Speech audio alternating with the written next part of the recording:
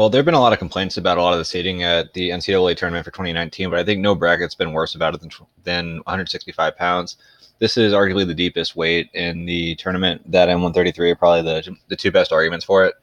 But in our championship pigtail match, so in theory, the 32 versus 33 match, you have Tyler Moreland of Northwestern versus Joe Smith of Oklahoma State. Just to recap why Smith is in here, Smith was actually the 74 pounder for Oklahoma State for much of the year. Chandler Rogers was the 65 pounder. They had a wrestle off late in the season where Chandler Rogers was able to beat Joe Smith. Now, Rogers probably would be a top 8 seed in this tournament had he kept his spot on the roster, but with those two training with each other for about 4 years, I guess, Smith knew what to deal with Rogers and was able to win that matchup, or he won the 2 times that they went up against each other. But after taking the spot at 65, he went to the Big 12 title or Big 12 tournament and did not do all that great. So he won his first match 8-2 over Hockett of Fresno State, beat Schumacher of Iowa State 10-2, got a pin over Flanagan of Northern Colorado, but then things started to get a little tough for him. Well, actually, he got the 8-0 win over Jeremy Thomas. But if you look at the rankings here, these are all very low-ranked guys. But then he goes against Branson Ashworth of Wyoming and loses 4-2. Then Southern Victory loses to Demetrius Romero by a score of 12-8.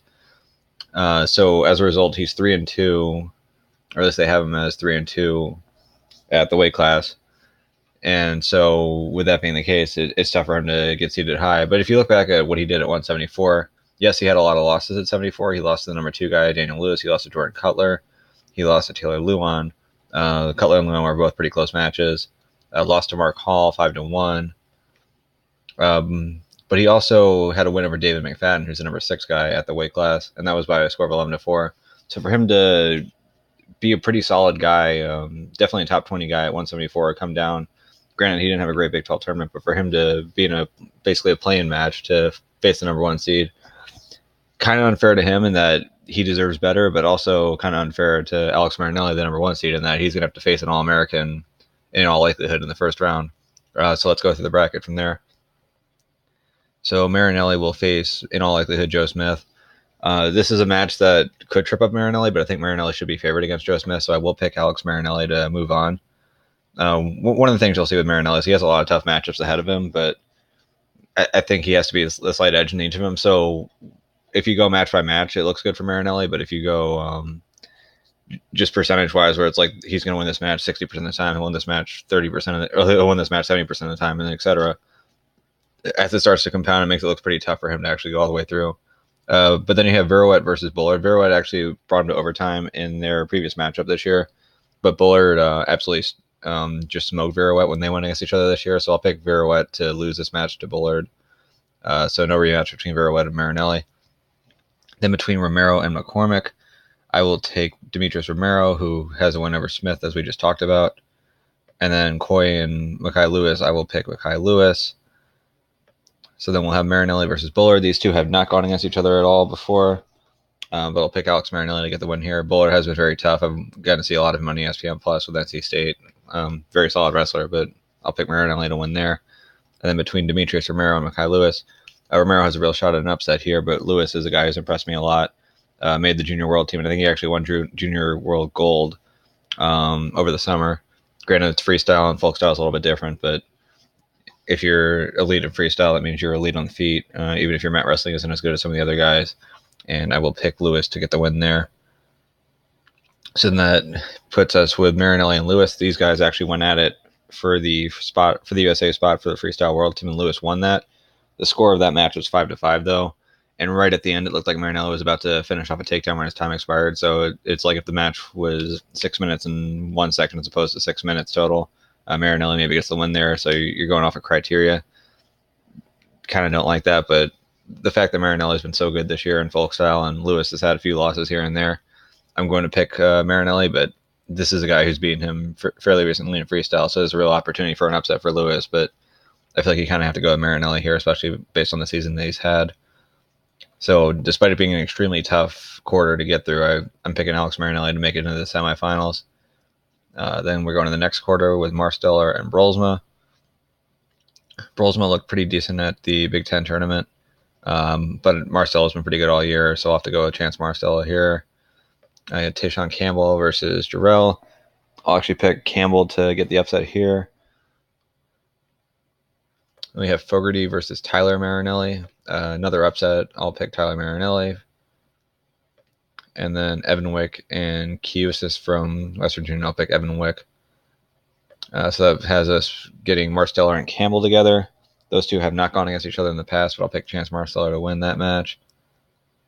And then Marinelli versus Wick. This is Tyler Marinelli, not Alex Marinelli. These guys do not have a history together, but I'll take Evan Wick. So then we get Evan Wick versus Chance Marsteller. These guys do have a history together. It was in the NCAAs last year, and Evan Wick won that match by pin. I don't know that he'll pin Marsteller again, but I do think he'll get the win. So that'll move Evan Wick into the semifinals against Alex Marinelli because that's a matchup we just haven't seen enough of, apparently. So then we move along into the next quarter. We have Shields and DeBlasi.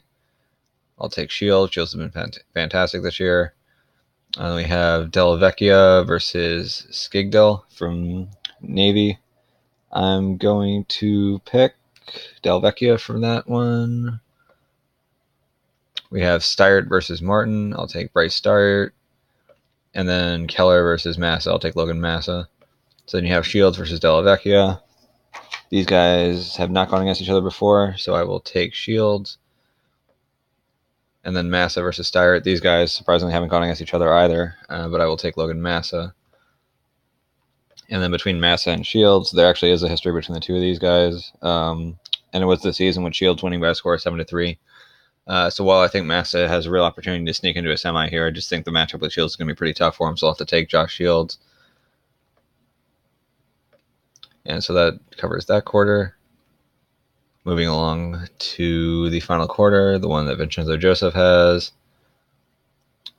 We've got Isaiah White versus Joey Gunther. Gunther somehow made it pretty far without getting any takedowns in the Big Ten tournament. Managed to qualify, but I see him getting blown out here by White. White doesn't score a ton of points, but I think this is an opportunity for White to actually get some bonus points. We got Fine Silver versus Ashworth. I'll take Ashworth. Coming off a win over Joe Smith. Flynn versus Wolf. I will take Flynn of Missouri. And then DeLong versus defending national champion Vincenzo Joseph. I'll go with Joseph. So then we have White versus Ashworth. These guys have gone against each other 3 times. White's won 2 of them.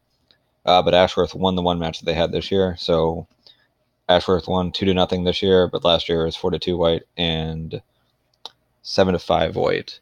But I will go with the guy who won this year, and I will pick Branson Ashworth to pull the upset on Isaiah White.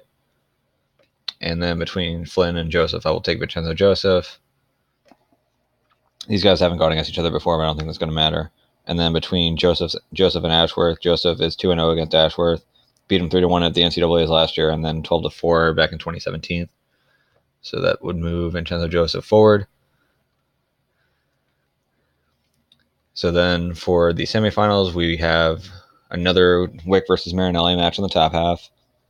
These matchups, they've gone against each other 4 times in college, so they went against each other last year in the NCAA backdraw, and Wick won by a score of 16-3. But the 3 times they've gone against each other this year, Wick has won 2-1. He's won 6-4, which was a sudden victory win, and he also won 4-3. So all very close matchups this year, but Marinelli's won every time. He's figured out how to win every time. And while I could definitely see Wick finally breaking through here, I think Marinelli's going to be able to hold on, get another really close win, and find his way into the finals against Vincenzo Joseph, who would be going against Shields. Those two have gone against each other this season. Shields lost by a score of 11-2. I think Joseph's going to win this match pretty easily as well. So we will have a rematch of the Big Ten Finals in the final here between Vincenzo Joseph and Alex Marinelli. These guys have only gone against each other twice. The scores were 9-6, which was last season in the Penn State duel, and then 9-3 this year in the Big Ten Finals. Both of them had 6-point moves from Alex Marinelli, and we had a 3-point difference and a 6-point difference. I think there's an argument to be said that Marinelli just matches up well with Vincenzo Joseph. The 2-0 record seems to indicate that. But I got the same feeling with Isaiah Martinez in previous years, and Vincenzo found a way to win when it mattered most in the NCAAs. So while it'd be great to see Alex Marinelli pull it out here, and he's definitely capable of doing it, I think you have to go with Vincenzo Joseph because every single time, once it comes to this stage, he seems to prove himself and seems to find a way to win. So I will pick Vincenzo Joseph to win as the number 2 seed here and knock off Alex Marinelli.